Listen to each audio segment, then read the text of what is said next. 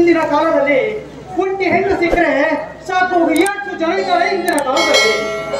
ಅಲ್ಲ, ನಿನ್ನ ಈ ತಂಗಿಯನ್ನ ಎದುರು ಹಾಕೋರು ಯಾರನ್ನ ಇದ್ದಾರೆ. ಒಂದ್ ವೇಳೆ ಏನಾದ್ರು ನನ್ನ ತಂಟೆಗೆ ಬಂದ್ರೆ ಅವ್ರನ್ನ ಸುಮ್ಮನೆ ಬಿಡ್ತೀನಿ ಅಂತ ಅನ್ಕೊಂಡೆ.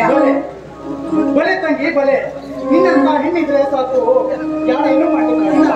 ನಾನು ಬರ್ತೀನಿ. ಸರಿನಾ?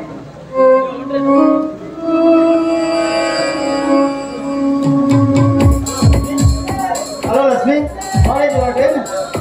ಹೌದು ಬಣಿ, ನಾನು ಕಾಲೇಜಿಗೆ ಬರ್ತಿದ್ದೀನಿ. ನೀನೇನು ಹೊರಟಿದ್ಯಾ? ಕಾಲೇಜ್ ಹೊರಟಿದೆ.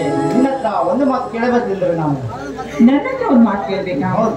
ಯಾವ ಮಾತದು? ಇಷ್ಟು ದಿನದ ನನ್ನ ನಿನ್ನ ಸ್ನೇಹ ಪ್ರೀತಿಯಾಗಿ ಮಾರ್ಪಟ್ಟಿದೆ.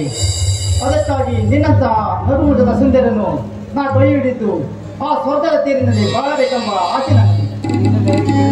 ಮಣಿ, ಈ ನಿಮ್ಮ ಹೃದಯ ಶ್ರೀಮಂತಿಕೆಯನ್ನ ನಾನು ಮೆಚ್ಚಿಕೊಂಡಿದ್ದೀನಿ. ಆದರೆ ಆದರೆ ಎಂಬ ಮಾತೇಕೆ ಲಕ್ಷ್ಮಿ? ಅಲ್ಲ, ಎಷ್ಟೇ ಆದರೂ ನೀವು ಶ್ರೀಮಂತರು, ನಾವು ಬಡವರು. ಹಾಗಿರುವಾಗ ನೀವು ಕೇಳಿದಷ್ಟು ವರದಕ್ಷಿಣೆಯನ್ನು ಕೊಡೋದಕ್ಕೆ ನಮ್ಮಿಂದ ಸಾಧ್ಯವಾಗಲ್ಲ. ವರದಕ್ಷಿಣೆಗೆ ಬೆಲೆ ಕೊಡುವ ಮುಟ್ಟಳ ನಾನಲ್ಲ ಲಕ್ಷ್ಮಿ, ನಾನಲ್ಲ. ವರದಕ್ಷಿಣೆಗೆ ಆಸೆಗೆ ಬಿದ್ದು ಮನೆಗೆ ಬಂದ ಸೊಸೆಯನ್ನು ಚಿತ್ರಹಿಂಸೆ ಕೊಟ್ಟು ಕೊಳ್ಳುವ ಅತ್ತೆ ಮಾವಂದರಿಗೆ ದಿಟ್ಟರ ಹಾಕುವುದಂಟು ನಾನು. ನಿಜ, ನಿಮ್ಮ ಈ ಹೃದಯ ಶ್ರೀಮಂತಿಕೆಯನ್ನ ನಾನು ಮೆಚ್ಚಿಕೊಳ್ಳಲೇಬೇಕು. ಯಾಕೆಂದ್ರೆ ಇಷ್ಟೊಂದು ಪೂರ್ವಗಿನ ಮುಂದುವರೆದ್ರೂ ಕೂಡ ಹೆಣ್ಣಿನ ಶೋಷಣೆ ಅನ್ನೋದು ಇನ್ನು ನಿಂತೇ ಇಲ್ಲ ಅಲ್ವೇ? ಎಸ್, ನಿಂತಿಲ್ಲ ಲಕ್ಷ್ಮಿ.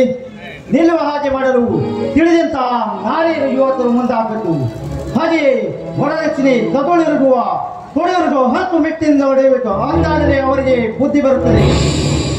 ಹಾ ಲಕ್ಷ್ಮಿ, ಇವಾಗ ನನ್ನ ಪ್ರೀತಿ ಒಪ್ಪಿಸಿದ್ದರೆ ನನ್ನ ಕೈ ಮೇಲೆ ಕೈ ಹಾಕು, ಇಲ್ಲವಾದರೆ ಬಂದದಾಗಿ ಸೂಚವೆಲ್ಲ ನೋಡಿ, ನೀವು ಹೇಳಿರುವ ಈ ಮಾತಿಗೆ ಖಂಡಿತವಾಗಿಯೂ ನನ್ನ ಒಪ್ಪಿಗೆ ಇದೆ.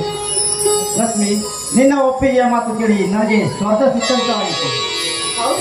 ನಾನು ಒಂದು ವೇಳೆ ಒಪ್ಪಿಲ್ಲ ಅಂತಂದ್ರೆ ನೀವು ಬಿಡಬೇಕು ತಾನೆ? ಈ ಒಲಿದ ಪ್ರೇಮಿಗೆ ನರ್ತಿಸಿ ಆನಂದ ನೀಡುವೆಯಾ? ಖಂಡಿತವಾಗಿ.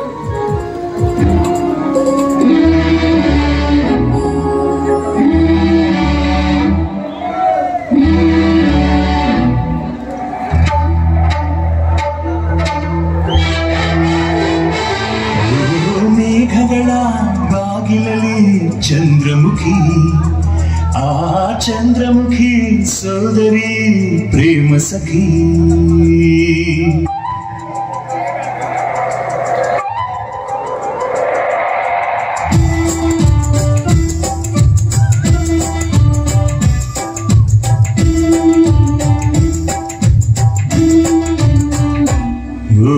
ಮೇಘಗಳ ಬಾಗಿಲಲ್ಲಿ ಚಂದ್ರಮುಖಿ, ಆ ಚಂದ್ರಮುಖಿ ಸೋದರಿ ಪ್ರೇಮ ಸಖಿ.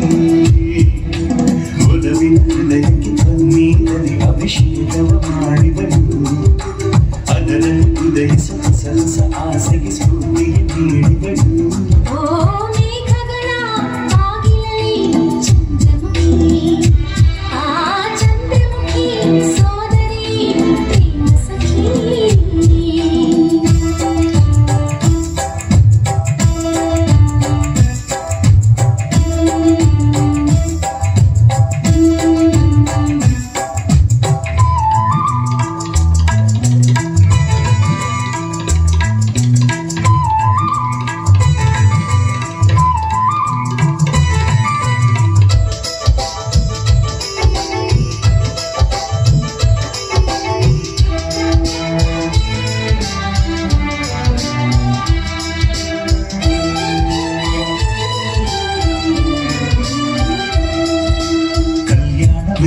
ಕಲ್ಯಾಣವೇ ಮನಸ್ಸಿಗೆ ಕಲ್ಯಾಣವೇ, ನೇಸರದ ಪಲ್ಲಂಗರಿ ಪ್ರಣಯಕ್ಕೆ ಸುಬಾನವೇ.